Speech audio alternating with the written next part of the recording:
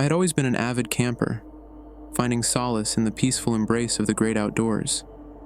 So when I heard about Moonlit Pines Campground, nestled deep within the heart of a dense, ancient forest, I knew it was the perfect place for a weekend getaway. Little did I know that this camping trip would become the stuff of nightmares. The drive to Moonlit Pines was an adventure in itself. The road wound through towering trees, their branches forming a dense canopy that blocked out the sun, casting the forest floor in a perpetual twilight. As I arrived at the camp city, the late afternoon sun was already dipping below the horizon, painting the sky in fiery shades of orange and red. I set up my tent on the outskirts of the campground, wanting to enjoy both the seclusion and the view of the vast, serene lake that shimmered nearby. The other campers were scattered throughout the site, but the solitude suited me just fine.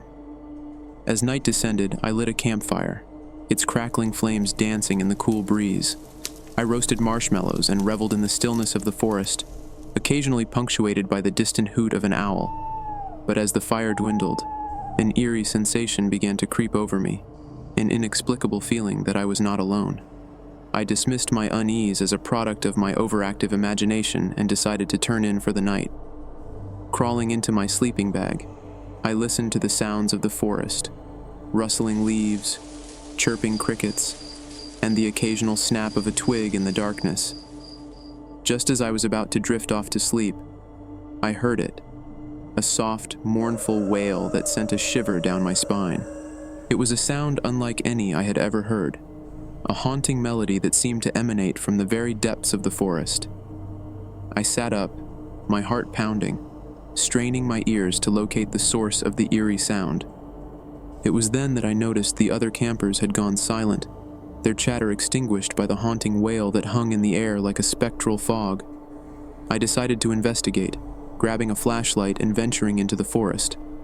The wail grew louder as I followed it deeper into the woods, my flashlight beam cutting through the darkness like a lifeline.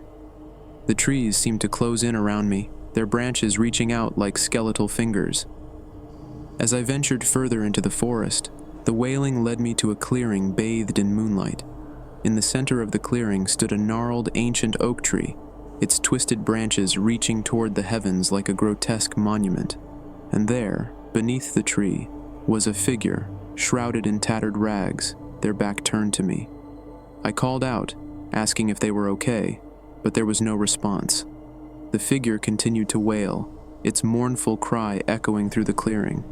I approached cautiously, my heart pounding with a mixture of fear and concern.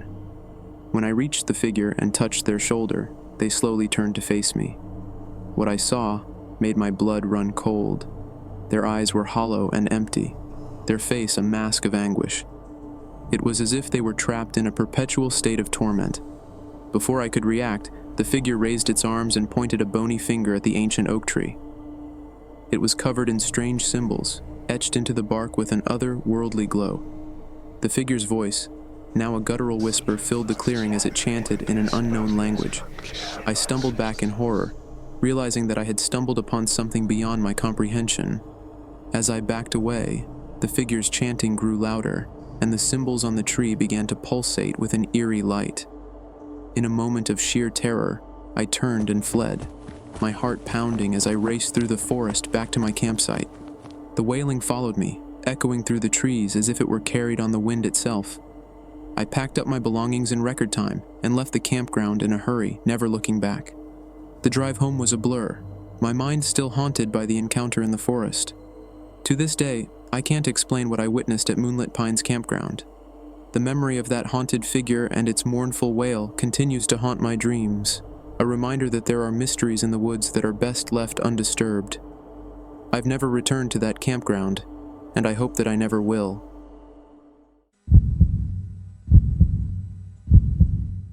My husband, David, and I had always been nature enthusiasts. The serene beauty of the outdoors had drawn us closer, and we cherished our camping trips as moments of solitude and connection. One summer, we decided to visit the remote Whispering Pines campsite, nestled deep in the heart of the forest, a decision that would forever haunt our memories. The drive to Whispering Pines was an adventure in itself.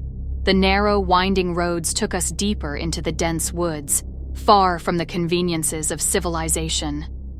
As we arrived, the sun was beginning to set, casting a warm, golden glow over the picturesque landscape.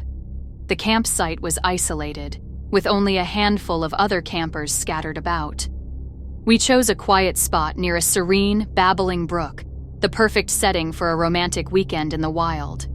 Our campfire crackled to life, and we roasted marshmallows under the starry sky, the sounds of nature serenading us into a peaceful slumber.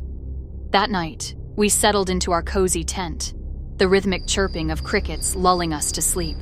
But as I drifted into unconsciousness, I had a vivid and unsettling dream. A dream of a shadowy figure moving silently through the trees, its eyes glowing like burning embers. I awoke with a start, my heart pounding in my chest. David was still asleep beside me, blissfully unaware of my distress. I convinced myself that it had been nothing more than a dream and tried to calm my racing thoughts. As I lay there in the darkness, I heard something that sent a shiver down my spine. A faint, whispering voice carried on the night breeze. It was too soft to make out any words, but the tone was urgent and filled with an eerie urgency. I nudged David awake, and we listened together, our ears straining to catch the elusive words. The voice seemed to be coming from the woods just beyond our campsite. It was as if someone, or something, was trying to communicate with us. Fear gnawed at my heart as we ventured out of the tent, clutching flashlights and scanning the dark forest. The voice grew louder, its words still indistinct, but its presence undeniable. David called out into the night, asking if anyone needed help, but there was no response. The voice continued to whisper, now a cacophony of overlapping, urgent tones. Driven by a sense of unease, we followed the sound through the woods, our flashlights cutting through the inky blackness. The whispering seemed to be leading us deeper into the forest, away from the safety of our campsite. After what felt like an eternity, we stumbled upon a small clearing. In the center stood an ancient, gnarled tree, its branches forming a grotesque canopy overhead. At the base of the tree was a figure, a woman in tattered clothing, her hair wild and matted. Her eyes, however, were what froze our blood. They glowed with an unnatural, otherworldly light, casting an eerie glow on her pallid face. She continued to whisper, her voice growing louder and more urgent, but the words remained unintelligible. David stepped forward, asking if she needed help, but she simply stared at us with those piercing eyes, her whispers now a frantic chant. I begged him to leave her and return to our campsite, but he was determined to assist her. As he reached out to touch her shoulder, the woman's eyes flared with an unholy intensity, and her whispers turned into an ear-piercing scream that echoed through the clearing. In an instant, the forest seemed to come alive, the trees twisting and contorting in response to her anguish. I watched in horror as the very earth beneath our feet began to tremble, and the ground cracked open, revealing a gaping chasm of darkness. The woman was lifted into the air, her screams reaching a fevered pitch. David and I were thrown to the ground as the ground shook beneath us. The chasm swallowed the woman, and as she disappeared into its depths, the forest fell silent once more. We crawled back to our campsite, our bodies trembling with fear and exhaustion. The rest of the night was a blur of terror, and when morning finally came, we packed up our belongings and fled the campsite, leaving behind the haunting memory of the whispering woman. To this day, David and I can't explain what we witnessed at Whispering Pines campsite. The encounter still haunts our dreams, a reminder that there are forces in the wilderness that are beyond our understanding. We've never returned to that campsite, and we hope that we never will.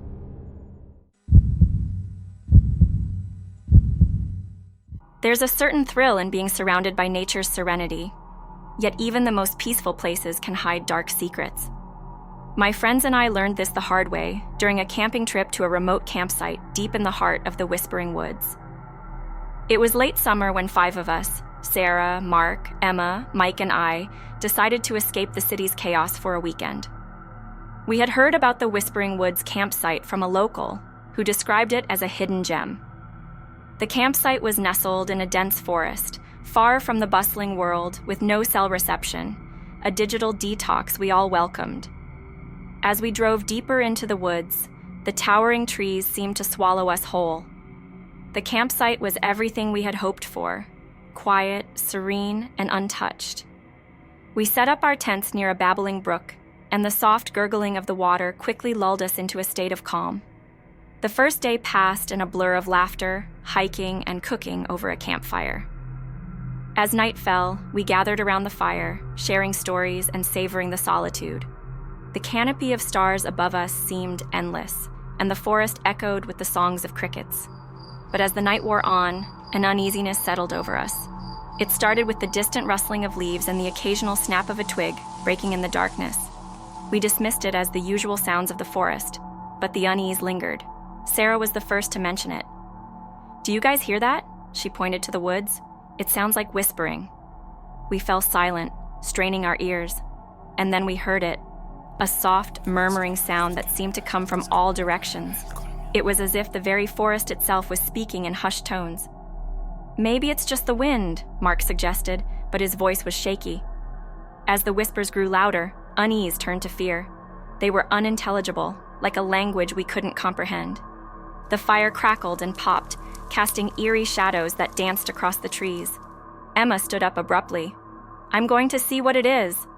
We protested, but she was determined. She grabbed a flashlight and ventured into the woods, following the whispers. We watched her silhouette to disappear into the darkness, the flashlight beam cutting a path through the dense underbrush. Minutes passed, then an hour, and Emma hadn't returned. Panic gripped us, and we called out to her, our voices trembling with fear. There was no response, only the relentless whispers that seemed to grow in intensity. Mike decided to go after her, armed with a flashlight and determination. We waited in agonizing silence, our imaginations running wild with terrifying possibilities. Finally, Mike returned, his face pale and his hands trembling. Emma was nowhere to be found, and he had heard her voice among the whispers calling for help. But every time he followed her voice, it seemed to move further away. We couldn't stay in the forest any longer. With heavy hearts, we packed up our camp and hiked back to the car, leaving behind the serenity we had sought. We drove to the nearest ranger station and reported Emma's disappearance. Days turned into weeks, and there was no sign of Emma. The search parties scoured the whispering woods, but it was as if she had vanished into thin air. The whispers haunted my dreams, a constant reminder of that fateful night. I couldn't shake the feeling that the forest itself had claimed Emma, that it had whispered her away into its depths. Months later, I received a call from Sarah. She had found something in the photos she had taken on the camping trip. When she zoomed in on a picture of the forest, she saw a faint, ghostly figure standing among the trees. It was Emma, her eyes wide with fear, surrounded by the whispers. We showed the photo to the authorities, but it only deepened the mystery. There was no explanation for what had happened that night, no logical reason for Emma's disappearance. The Whispering Woods campsite remains closed to this day, a place where nature's beauty hides a dark secret. And as I stand at the edge of the forest, I can still hear the whispers, a chilling reminder of a friend lost to the enigmatic depths of the woods.